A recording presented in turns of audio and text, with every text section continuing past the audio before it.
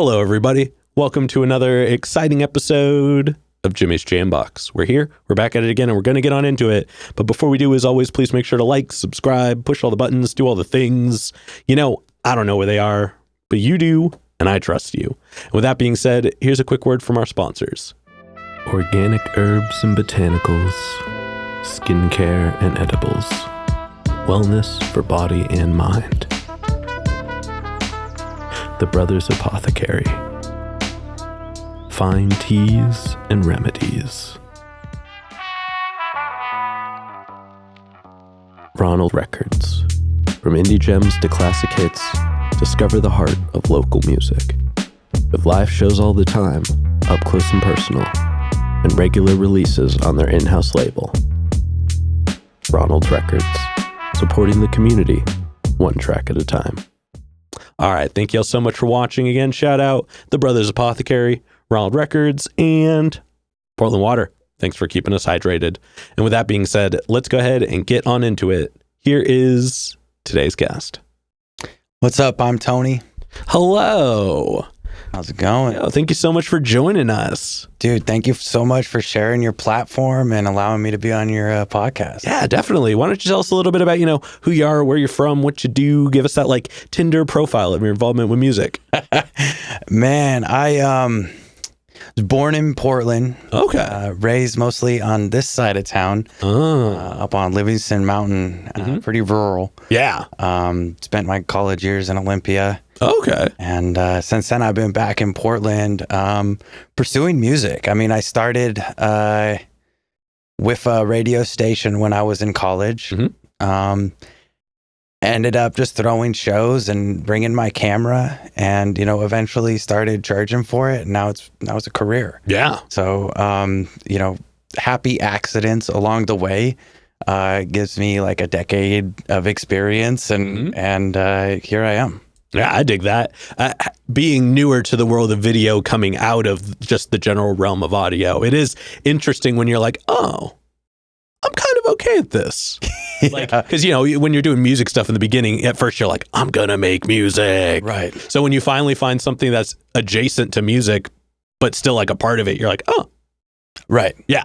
Right. No, I always knew that music would be a part of my life. When I was 7 or 8, my buddy and I would sit in his bedroom making songs and recording music. And, and I also had a video camera from a young age, just, borrowing my father's and then, eventually buying my own after doing chores and stuff. So filming weather reports and little music videos and, things here and there. So it's always kind of been a part of my life. But what was it with our childhood fascination of doing the weather when it came to early video stuff? That might have been the coolest thing that somebody could do with green screen. I don't know what it was. Yeah. I'm now realizing that everybody who had a video camera at an early age did their version of the news at one point. Right. Interesting. We didn't have YouTube at the time, so it was all movies or the news. Well, my thing is, if we didn't have YouTube, so where were we putting it? We were just making it to make it. There's something in this. We're not going to dig into this here, but there is something there for sure. This will be a fun one. Table it. But getting back to you specifically, and actually you kind of answered the what got you started initially. So I want to stay in that early realm. What was the first camera you were using? Man, so it was a Sony Handycam. Okay, classic. It was. So it was a high 8 tape. And, it had a little digital pull-out screen, but that was huge. Yeah. You know what I mean? So those were, that was when I really started to get rolling. Before that, it was the Sony, VHS tape, huge, huge thing. So it was just a lot of skateboard videos and, music videos from time to time. But yeah, that was the first video camera that I ever owned. I gotcha. Yeah. And then what was the first camera accessory? What was the first thing where you're like, we're stepping it up, guys. We did this. Man, that would have happened much later. So Probably a microphone. Okay. You know, like just a Rode mic. Yeah. Just upgrading the audio was probably like the first thing where I was like, okay, we're getting serious about this. Okay. Cool. But yeah, it would have happened much later, like when I started doing it professionally. So you were grassroots, you were just running around. Yeah. Okay. I dig that. Yeah. And now, before we get into more of what you do presently, I do have a couple foundation questions I like to check in with everybody on. Right. And this first one is one we ask early. It's one we ask often. And it's definitely a crowd favorite. What was the first album you ever bought with your own money? Man, I think the first album that was my music taste was Sum 41's Does This Look Infected? Okay. Yeah. I dig that. What made you go for that one? Man, I was, always into like punk rock music. Mm-hmm. And the Sum 41 Does This Look Infected had the parent advisory sticker. So it was like the first album that I like. You're like, it's got swears. I don't know what it had that constituted that sticker, but I remember being stoked to pick up my first album that like was my taste. Gotcha. I dig that. And then what was one of the first live shows you ever went to that was like specifically one you wanted to go to? Foxy Shazam. Whoa.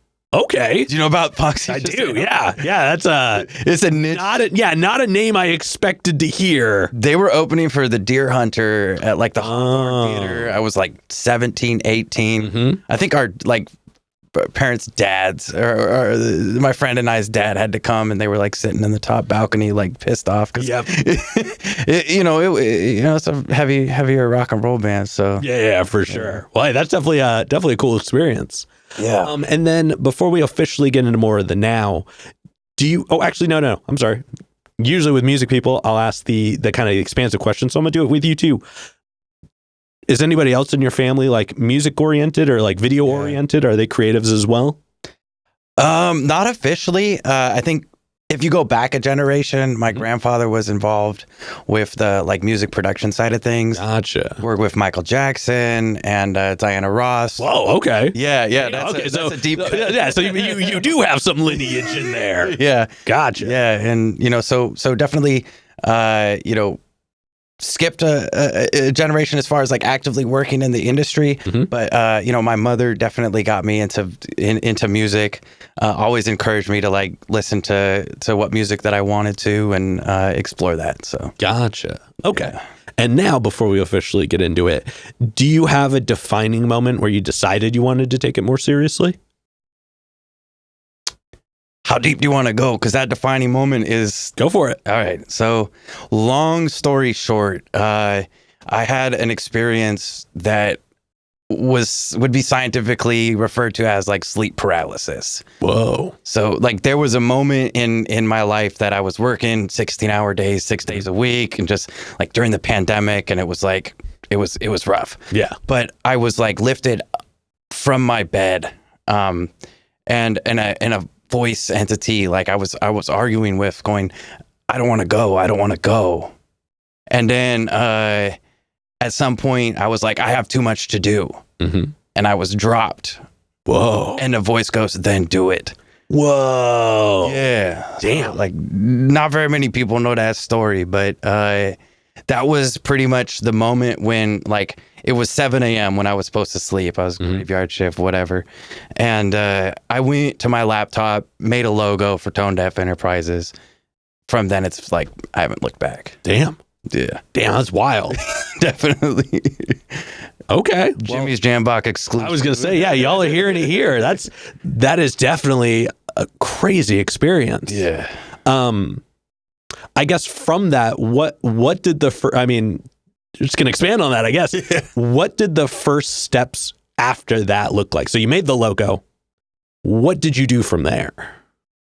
I mean, from there, it was just, I had like shortly after I ended up like leaving a relationship that I was in, moving to like Mount Shasta for 6 months and like microdosing on mushrooms and working at a kombucha shop and just like figuring out where my life was going. Like, what was that stuff that I had to do? Mm-hmm. You know what I mean? And so I had like a few music videos that I was editing that I had shot in Portland. Mm-hmm. So like after that, coming back to Portland, it was just like trying to figure out what Tone Deff Enterprises, what the business was, what I like to do on a day-to-day basis, and how I can make that into a like financially supportive career. Gotcha. Yeah. Okay, cool. Well, I'm glad I asked then. That would have been a piece left unsaid otherwise. That's why Mount Shasta?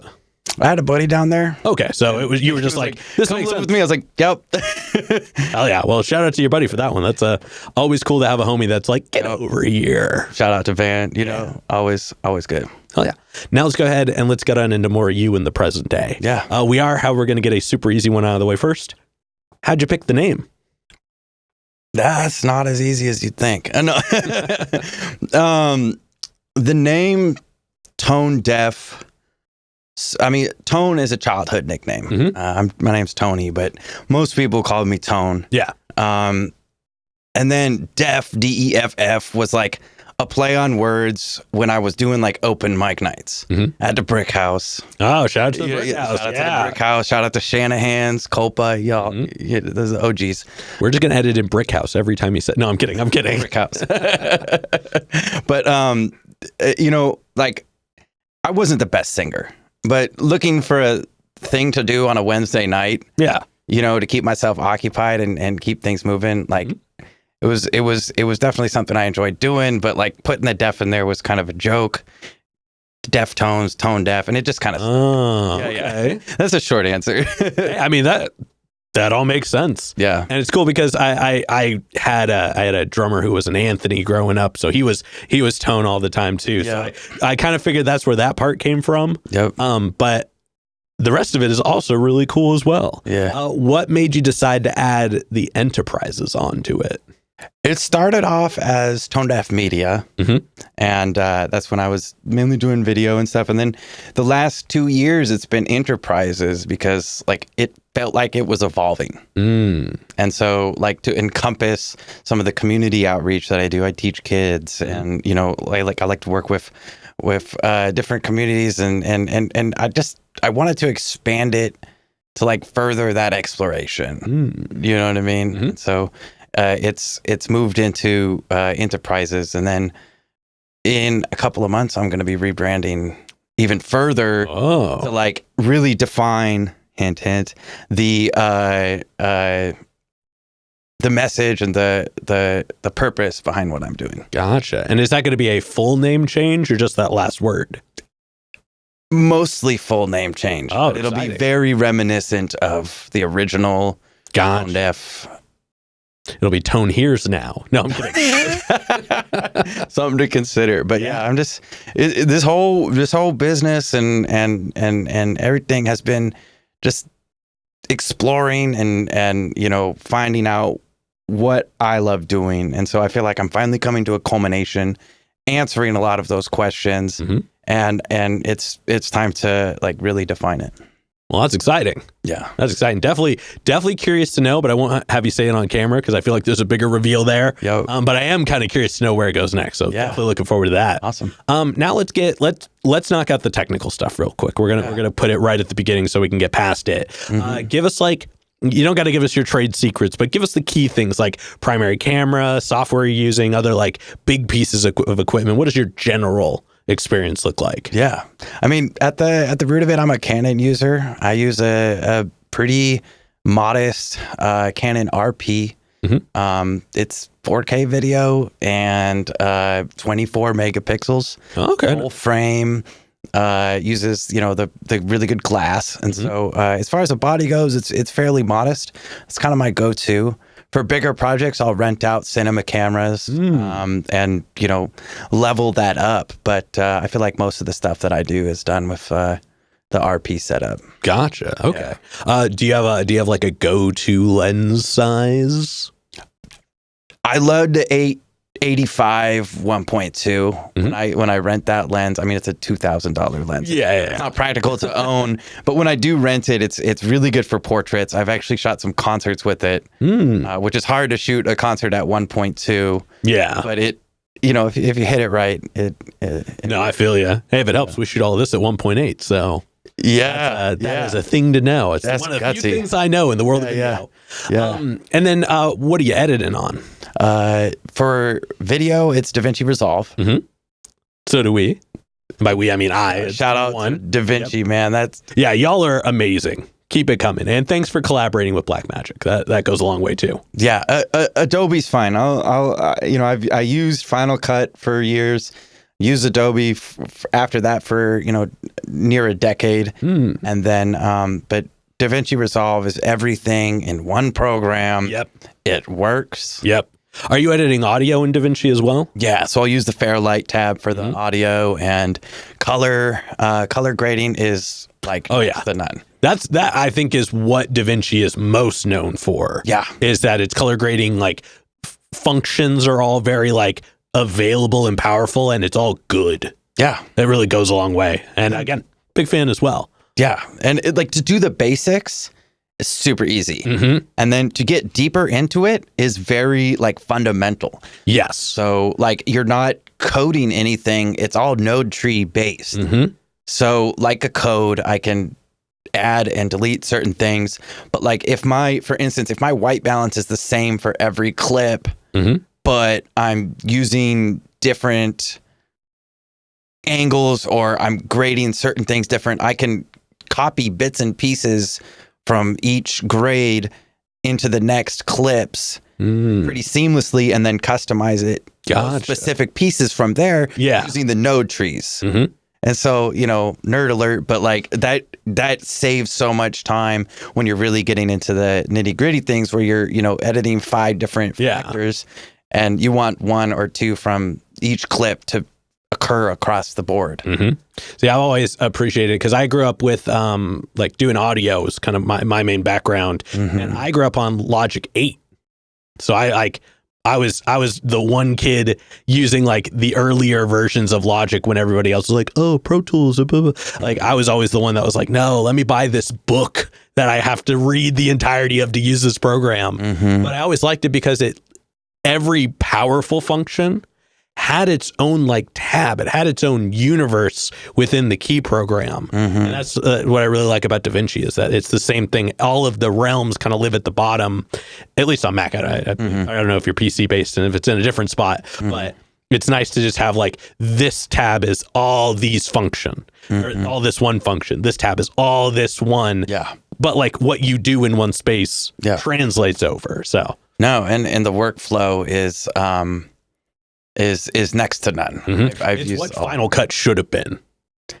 Yeah. You're spot on. Yeah. And with Adobe having the effects in a separate program, you're exporting and importing, and things go haywire. Versus everything being in the same program, and I'm turning on and off functions breeze versus exporting it to a different program where things are getting out of whack. Well, it has automation too, which is very similar in the world of audio.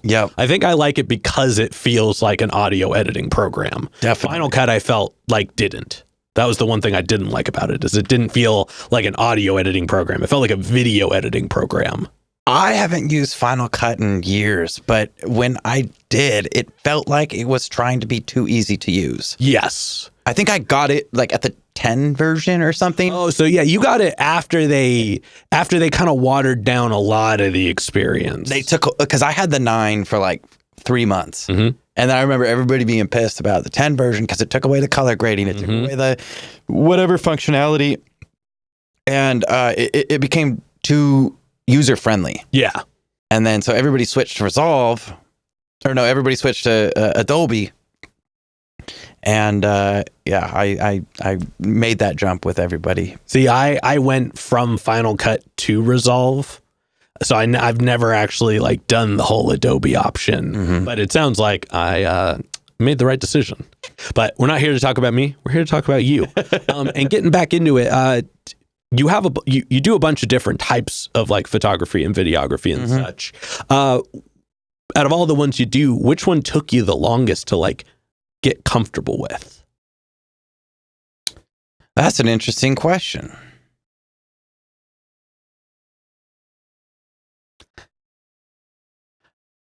I guess I feel most comfortable in like a documentary setting, meaning that I have little to no influence on the subject. So concerts are that way. That's something that's natural for me. Yeah. And, event photography and general weddings and stuff. So like where I'm kind of a fly on the wall. Yeah. And your attention's always on what the attention is on. Right. Yeah. Right. And so if I'm doing my job right, nobody knows I'm there. And I like that. Just being introverted, that's where I feel most comfortable naturally. Now, where I've tried to expand my skill set is acting as a director more. So, in a photo shoot, working with poses and, influencing the vibe in the room, making sure people feel comfortable in like a studio setting where it's not just like walking down the beach and I'm spraying and praying. It's I'm exactly telling them what to do to achieve a certain vision. And that's been the last couple of years. It's like, I guess that's taken me the longest to not only go out of my comfort zone, but to like reach other people in that way and have more influence into my subjects. Gotcha. Yeah. That is actually a really cool answer to the question. Because like originally I was asking more like just different like style. Yeah. But direction is, I guess, that's the part like, that is a really cool answer. I appreciate that. And I am like kind of relishing in like I wish I had expanded the question differently now. So thank you for that. Part of the conversation. Part of it though, that part I did have written down here, if you could only do one for the rest of the time, what would you want to do? That's a funny question because I am trying to narrow down what I do. Oh, okay. Because of a brand. You can't be the Walmart of photography. Nah, you shouldn't want to at least. Right. Yeah, right. it's hard to stylize your gear. Right. Or specialize your gear. Specialized gear and skill sets. Yeah. So I think documentary filmmaking. Okay. I think that would be like a definitive thing I would like to do. And really now I'm trying to cater everything that I do to documentary filmmaking. Gotcha. And so if I'm doing a portrait photo shoot, yes, I will have influence in it, but letting things naturally occur and capturing them within the realm of direction and influence. Yeah. That's where I'm headed. I dig that. And then as an entrepreneur, as a person who does this full time, and it sounds like does it in many different capacities, how do you balance your work life and just regular life in general? And I trust me when I say I am the most loaded person to ask this question because I don't balance it in the least. So there is no wrong answer here. Yeah, the short answer is I don't. You are in good company, friend. I've made my passion my life. So sometimes I'm at a concert and like taking photos, going like, "This is what I do." Yeah, put food on my table. This is awesome. And at other times I've been trying to find other outlets like drawing and sketching and things that aren't my business creativity, just to have that other outlet. Hiking, man, I feel like that's been a focus of mine in the last like 6 months. God, because I was hitting burnout quite a bit last year. Just as opportunities would come up, like the word no was not as common for me to use. I wasn't denying things because when I'm doing it full time, I have to work to put food on my table. So like, when you are thinking of that balance, it's like at some point, it's like that grind mindset takes over. Yep. So like in the last 6 months, I've been trying to take higher paying, longer term gigs, balance things out to where my lifestyle is less expensive. And I'm, trying to, in those days or like hours that I am not working, intentfully meditate and watch movies and go on walks.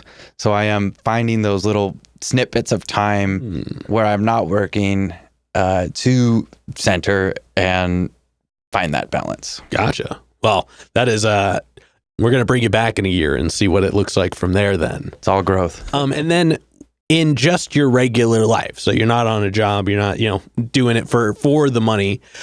Do you do photography in your free time ever? Or do you okay. So do you just bring a camera with you? Are you like the guy who has the small one on you at all time? I've been trying to go places without cameras. Okay. For the balance, like we were talking about, but I do, like, I've always been that guy, like since I was 8 or 9. Gotcha. I always have a camera recording whatever I was doing. But to this day, I'll have my like Olympus stylus 3 megapixel first photo camera that I ever used on me a lot, and another little Olympus like street camera that I like to take out with me to when I'm just on a walk or something. But yeah, like I said, I've been trying to go places without a camera and like not even use my phone camera. Yep. Because I was gonna say the phones now. Yeah. Ugh. I didn't have a follow up to that. It's crazy how good they are. 100% comparatively. I remember my Razor. I saw a picture from my old Razor recently, and I was just like, this is terrifying. We were okay with this. It's sick. Yeah. I mean, in both connotations of the word, really, because I bring that little Olympus around, and like over the course of 6 months, I'll gather footage.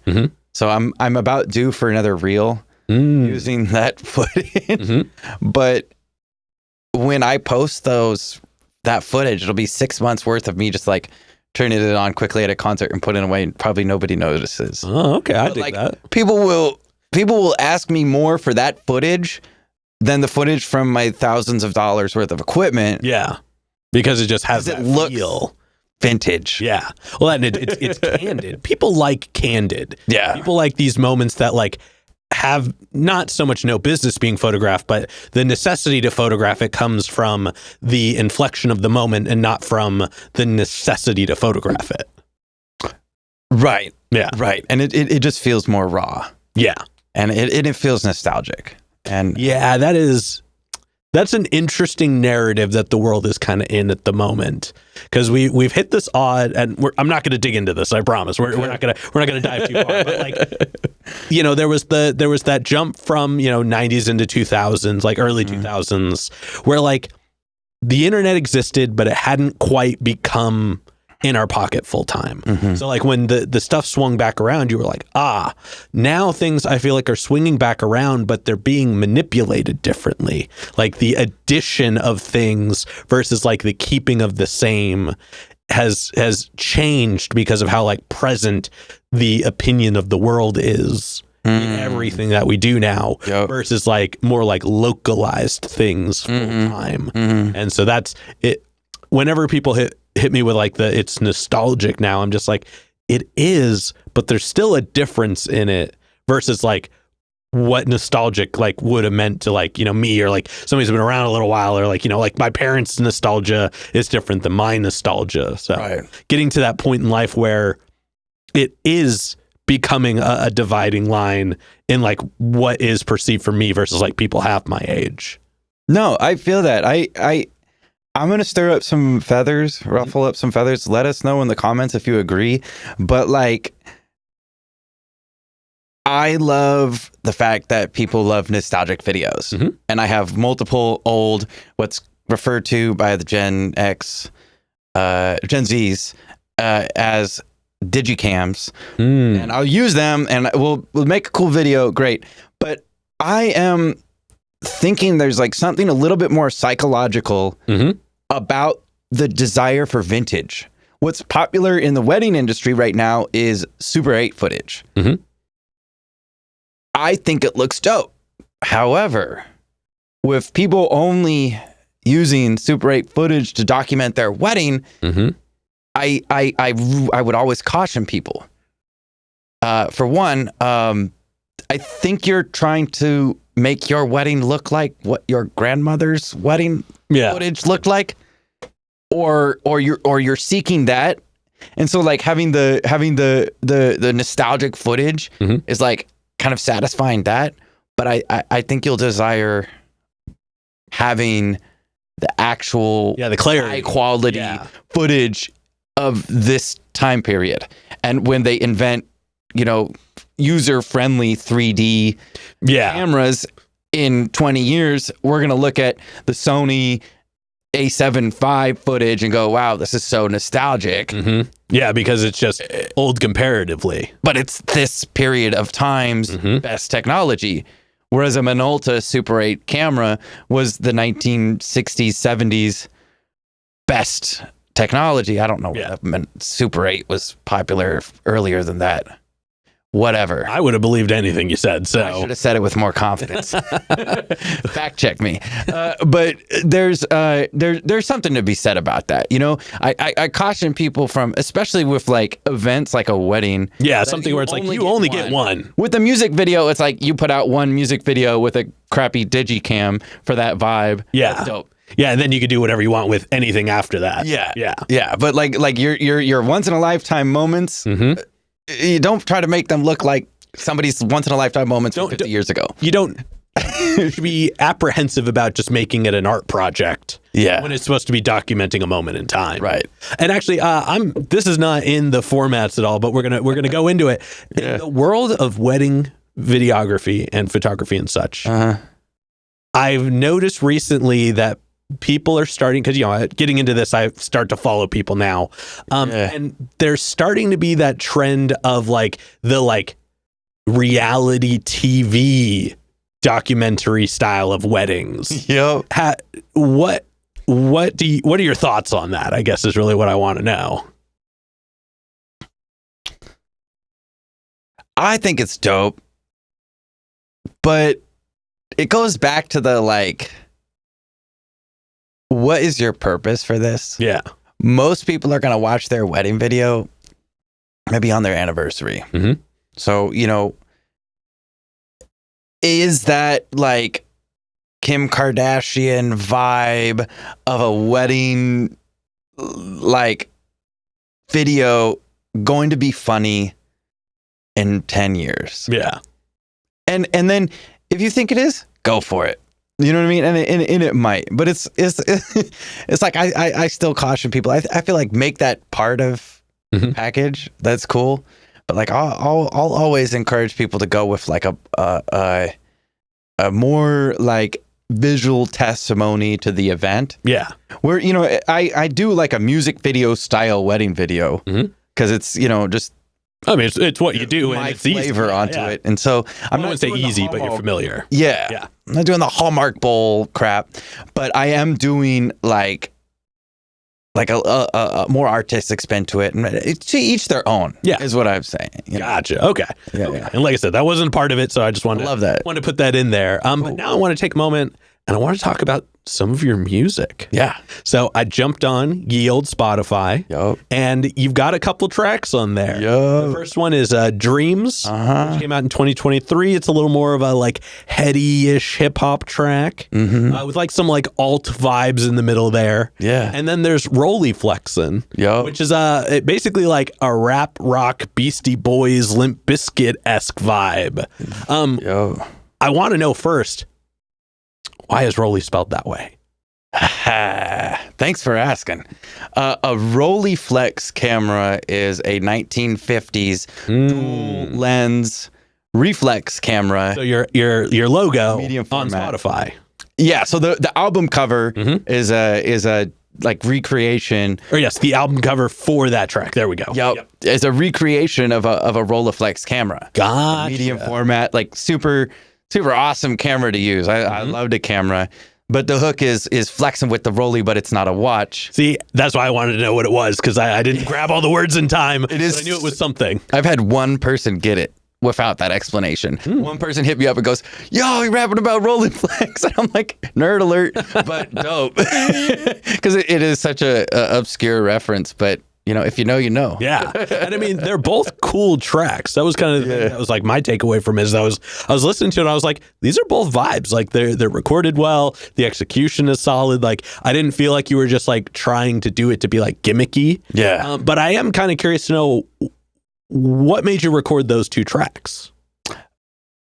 I've always made music. Little, like not many people know that. Gotcha. And music has been like the cornerstone of what I do. And I've chosen to like pursue the photography and like visual art side of things as a career. Definitely with a music heavy like motive. Yeah. But I never wanted to make music like a job, a chore. Yeah. So like it's always been something I do on the side. And like after years and years of networking with some of the dopest producers and musicians in Portland, I've like just found it an obvious thing to just like every once in a while record a like professionally like in the studio track. Gotcha. So, shout out to Purple Matter. He did the first two tracks, Rolleiflexin and Dreams. And Page Street Sound Lab. And honestly, like, it's been something that I've done on my birthday is release a song. Okay. So May 27th every year I've released a song. So it's coming up. That's cool. Well, you'll have to, your next one that comes out, send it into my my solo segment so I can do a little breakdown of it. Yeah, let's go. What, do you also use Fairlight to do your audio? Oh, I guess you go to studios for it. Yeah. Okay. So you're not recording it at home. Right. If I do like put together a scratch track, it's Fairlight or it's a GarageBand or something. So we're going to edit into say Ableton. No, I'm kidding. Okay. Well, I dig that. Like I said, I had checked it out. I kind of wanted to know a little bit more about it. So thank you for sharing that. Yeah.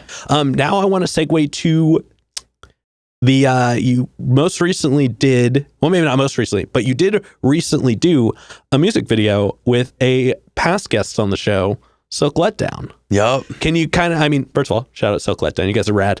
How did that come about? Through the Desert Suns, which is also a past guest of yours. Yes. I have a fun fact about them I'll share with you off camera. Heck yeah. Yeah. Awesome. But stay tuned for them, y'all. Yeah, definitely. So the music video for Remember When, they had hit me up for a promo shoot for their track 8 Ball, which we met at what's it called? Marathon Tavern, and like shot a like bunch of clips from them shooting pool and put it to their song 8 Ball. And then after that, working with them was so well. So we ended up doing a full-length music video. And they were able to like produce a pretty good budget. So we like took a boat out to Government Island on Columbia, had drones flying around. And, there's a scene where Paul is laying in the water and the drones flying above him. There's guitar solos in the water, and man, it was just a really fun day, and it turned out to be a really cool music video. Yeah, very much so. It is rad. Y'all should definitely go check it out on his YouTube. What went through your head to put it together? Like, I mean, and again, you don't got to give out trade secrets, but like leading up to it, how did you prepare for that? I wanted to do something that was outside of the norm in Portland. There's a lot of music videos out of this city, and all of them are super dope in their own way. But I wanted to venture outside of that. Yeah. And it's always been something that I've wanted to do, but limited budget and time and things would constrain that. But since we were able to like come up with a decent budget, I was like, let's just pull out all stops. So like I went to some inspiration from like early 90s, early 2000s music videos where it was really like the image was simple, the band was plain, but like the movement of the camera and the location really communicated the energy of the song. So that's something that I wanted to do, because inherently, like, drone footage and then playing the song on the end of the island is a relatively simple story, but like it communicates the energy of the music. Well, and it just, being outside is always a cool element. And it did feel, and I think this kind of touches on what you were talking about early on in the interview.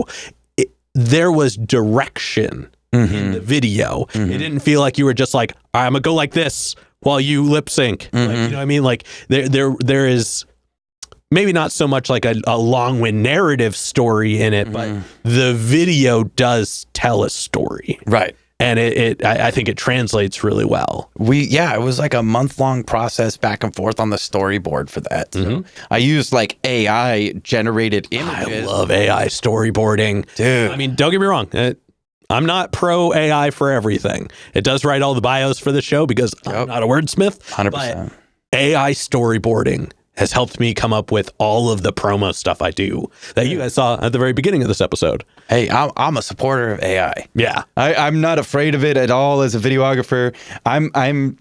Let's go. As much AI as I can take off my workload, sitting there sketching something out for hours, or just going band playing on beach. And the images that, shout out to Gemini for Google. I don't know if you can get money from that, but I don't think I can yet. We'll see.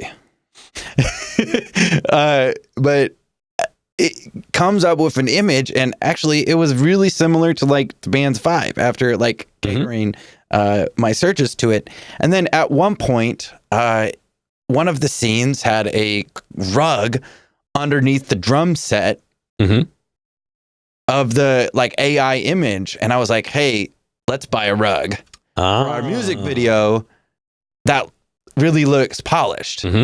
So like that helped inspire what actually happened in the music videos. It's not like AI did anything for me. Yeah, but it suggests that I buy a rug. Yeah, it didn't even really suggest you buy a rug. It just put a rug in the scene. Right. Yeah, and I was like, let's do that. That looks really good. And that, I think, and this will definitely not turn into a 40-minute AI conversation. But I'm in the same boat as you to a pretty fair degree. I think that the introduction of AI as an assistive tool towards creation, probably one of the best things ever. Because if I had to write the bios for my episodes, especially when I have to put out 5 of them a week, they wouldn't be good.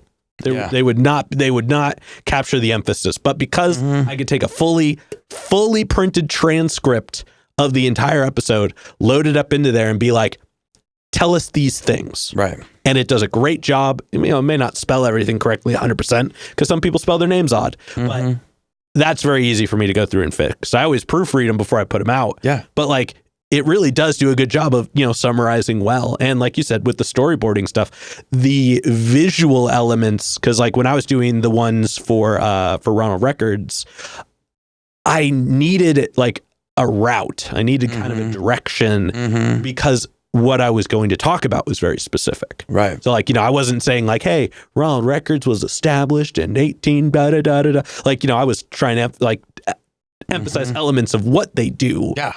And I had to use the shop to represent that. Right. So like kind of having the like, oh, I'm going to use the desk in this part of it. I'm going to emphasize the room for this. Like it does help just give you a visual jumping off point because they don't know what Ronald Records looks like. Right. It doesn't even look like what it did then. So it was just helpful to kind of have, and I would have never thought of those things. 1000%. Yeah. And I think using it for storyboards is dope.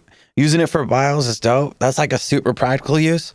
But also stir up some comments right now. But like I say, I'm excited for AI to just like get better and better at what it does and push the limits. Like I hope it gets really good at making music videos. And that's a controversial topic. Let us know in the comments if you agree.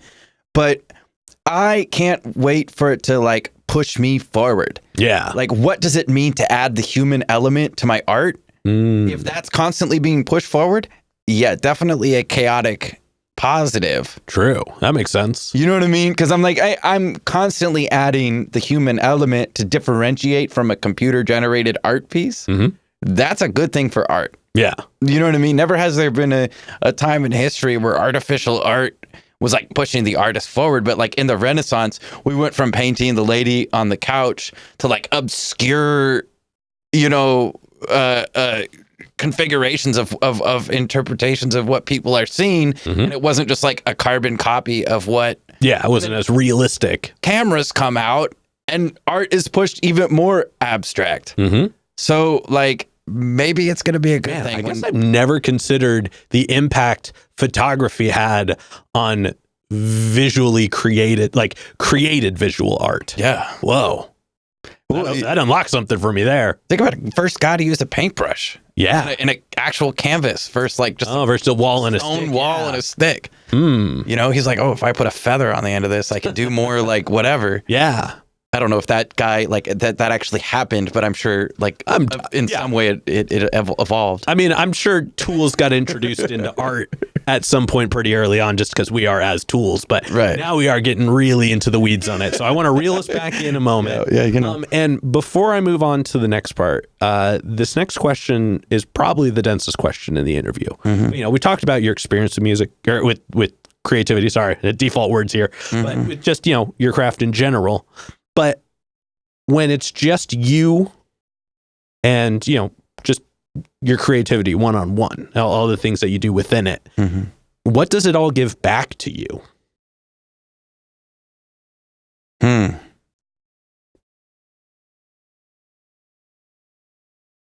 What does it give back to me? That is a great question.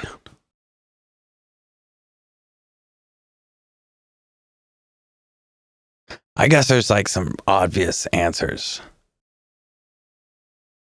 Like I watch my music videos a lot. I listen to my music a lot because it you know, it's a moment in time. Like the Silk Letdown, Remember When music video took about 6 months start to finish. And it was a laborious process, and I love it. I put everything I have into everything that I do, and I don't look back.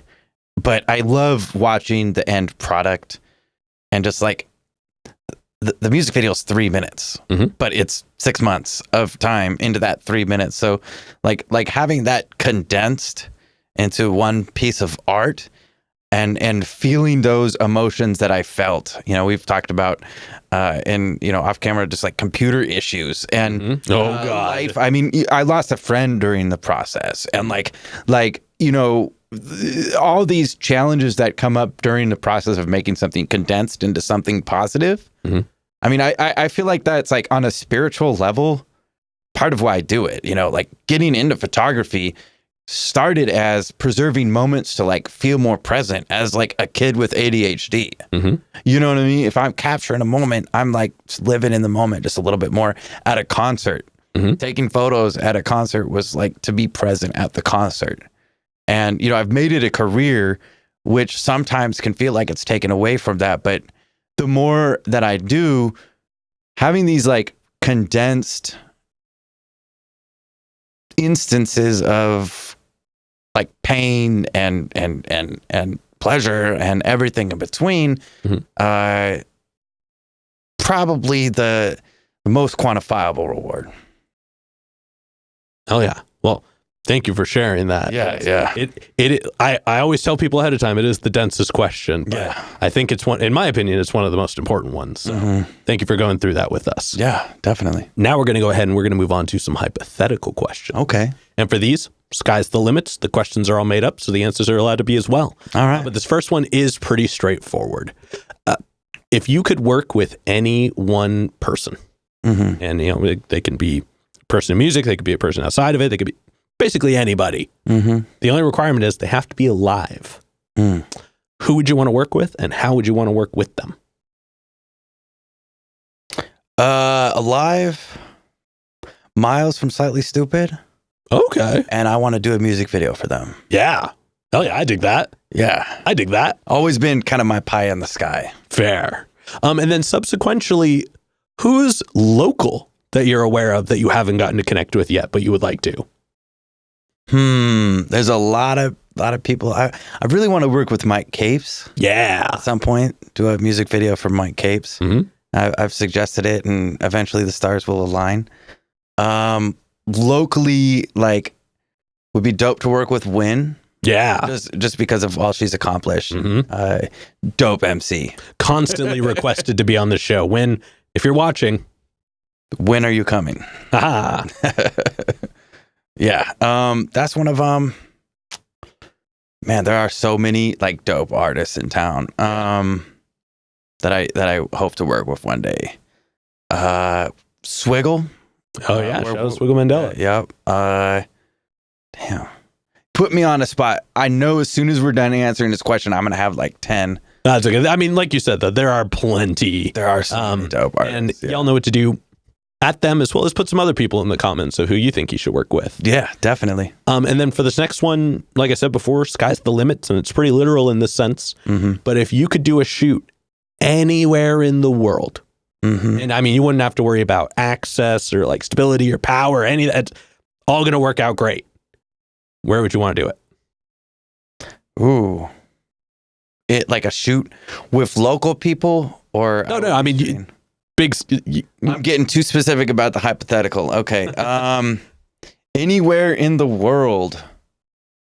And I guess I'll expand it a little bit. What would you want to shoot? What would I want to shoot? Yeah. So we'll do a location and a purpose.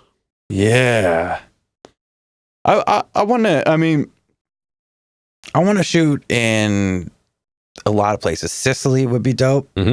I got like family roots from Sicily, so I feel like that would be like kind of a first mecca for me. There's a lot of places in like Egypt and like the start of humanity, like modern day Iraq and like places like that I think would be kind of interesting. Dang. All these questions I never thought of because I'm like, I don't have the budget for that. Japan in about this time, northern Japan has the cherry blossoms. So like we have a strip downtown. There's like whole regions of the country that are just cherry blossoms. Yeah. Like that's the primary tree. So like shooting there would be super interesting. Yeah. Drone shots and whatever it would be, music video or whatever. That'd be cool. Dang, that's a really dope question. Now you've like got me thinking outside of the realm of budget, like where that would be. Yeah. And I imagine that's probably because that's one I ask everybody. And so I guess I never considered that's because in the world of music, it's easy to be like, oh, I want to perform here. I want to perform there. I want to do this. Yeah. But I guess I had not really thought about the density that the question would have brought in this. Yeah. So that's really cool. It's not like a stage. Yeah. Specific, like arena or something. Yeah. Yeah. And actually, when you were answering that question, I've got one more in the hypotheticals, but I want to kind of break the mold for a second. Yeah. Have you ever considered doing like a movie? Yes. Okay. And like, what would be needed for you to do that? Why haven't you attempted to do a movie other than, the obvious multi-million dollars needed for full production kind of thing? For one, like it is a big budget. And I think, that's limiting is the budget. But as far as like what I would want to put the amount of time it takes to make a movie in, I don't know if like I've had the idea. Well, actually, I have an idea that I'm actively pursuing getting grants and budgets for. Oh, okay. TB announced. But as far as like a full feature length, it's like, it's definitely in the works. But I feel like I'd have to have that idea that allowed me to then seek the finances. God, I feel like the finances would be secondary. You gotta hit him with a script. You know what I mean? Yeah. Hit him with the script. And so like, we'll see. I mean, I'm still exploring. I gotcha. Yeah. Like I said, that one was more just because I was curious and thought of it as you were answering the last question. Yeah. But to wrap up the hypothetical questions, and we're doing a music one. I always ask everybody this. If you could get one more album from anybody, they could be alive, they could be dead, they could have not put out an album in 100 years, they could have put out an album yesterday. Who would you want an album from? Oh, they could be alive? They could be alive or dead. Yeah, anybody. I think about this question a lot, and I don't want to sound like a douche, but I don't. As far as the dead people, I don't like answering that question because I feel like if although it's a tragedy, you know, like pretty much everybody in the 27 Club, Cobain, Miller, you know, whatever you name it, like those people, it's a tragedy when they die. Yeah, and you always feel like they left you before finishing their works because of their age. And because like they might have been in the middle of producing an album and you feel like you're missing something. Yeah. But I don't like answering that question. Well, they can be alive dead too. people. So they can be alive too. That eliminates like the dead, the people who have passed. If it makes you feel any better, my answer is always Tyler, the Creator. I know he just put an album out. I want another one, Tyler. Tyler, everything he does is incredible. Yeah. Yeah. Him and Frank Ocean, we are well overdue for Frank. I know he watches this. I don't know that. That's not a real thing, but I imagine he does. Yeah. But yes, those two, I always want a new album from. Maybe a Frank Tyler collabo. See, that would be. I can't even imagine how that would go in the room. Yeah, but it would be incredible. Right. Like Tyler now with Frank would be insane. Yeah. But I'm not here to answer the question. It's your turn. As far as somebody I'd like an album from that I haven't gotten, I'm not excited about the Oasis reunion. That was something that I hoped never would happen. And again, this is still a hypothetical question. So all these hypotheticals, I get too specific about them. Yeah, just like if someone could drop an album right now, who would you want? Revolution, where you at? Oh, hey. Let's hear that album. Yeah. Actually, that would be dope. Watching. Yeah. Definitely going to need one from you as well, Rev. Frank Ocean and A Revolution. Where you at? Yo, let's get that collaborative album. Let's go. Don't forget the apostrophe. Yes. Oh, yeah. All right. But with that being said, we are going to go ahead and start wrapping this up. Yeah. I usually ask people what they got coming in like the next 6 months. But what does the middle of the year look like for you? I'm ramping up for wedding season. Mm-hmm. So, you know, that's a lot of my bread and butter is weddings and bigger events. So that's that. Working on the rebrand. Mm-hmm. So like that's going to be May 27th. Hopefully a song, maybe an birthday EP rebrand. And a rebrand. So definitely look for that. It'll define a lot of things. Hint, hint. And working on a few like bigger grant funded projects. Mm-hmm. Stay tuned for that. And just living day to day, you know, figuring out what happens next. Kind of day to day, month to month, you know. I feel you on that. Then for this next one, go and look straight at your camera. Tell everybody how they can find you. I guess Instagram would be the most obvious. Tone Deff, TONEDEFF Enterprises. But then also my main portfolio and body of work and information is on my website, tonedeff.enterprises. And you can find that link in my Instagram bio. Google it or just go straight to tonedeff.enterprises. There you're going to find all my extensive portfolios and a little bit more interactive way to figure out about me that's not tiles on a profile. So, hell yeah. And then, and actually, I did check out your website. It does look real good. Thank you. Big fan. Yeah. And then any other plugs, any other shout outs, anybody else you want to put on while you're on here? Man, shout out to Cypher Saturdays. Definitely. Aha. Yeah, I see the t-shirt. Let's go. I came prepared for this one. Yep. Shout out to all the MCs at Cypher Saturdays. Definitely a dope community in town. Shout out to the Desert Sons. Definitely the homies for a minute. Yeah. Shout out to Jimmy's Jambox for like putting a platform out here for people to showcase and just be themselves. Really, really dope.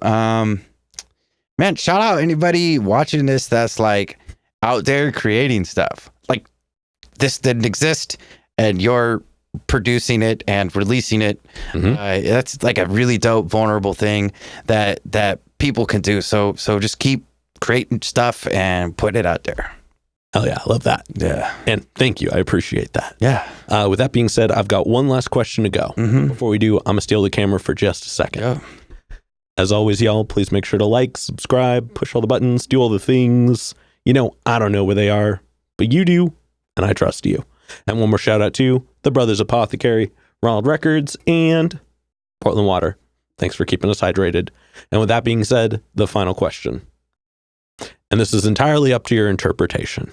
But in all of music, what is an album you feel is more on the obscure side? It's a bit of a deep cut. It's one you think not a lot of people would know, but it's one you think everybody should know. Foxy Shazam, welcome to the Church of Rock and Roll. Okay. Hell yeah. I'm glad we brought that back full circle. Yeah. Yeah. It did kind of come back to one of the first questions. Yep. Hell yeah. Foxy Shazam, if you're listening, that is a masterpiece.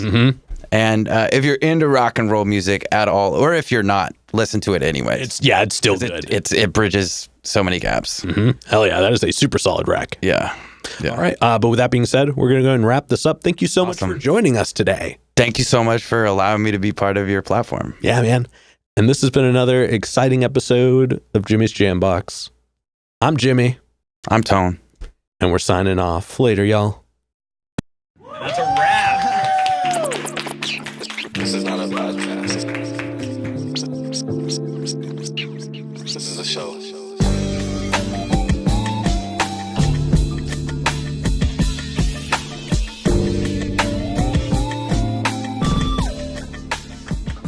Keep jamming.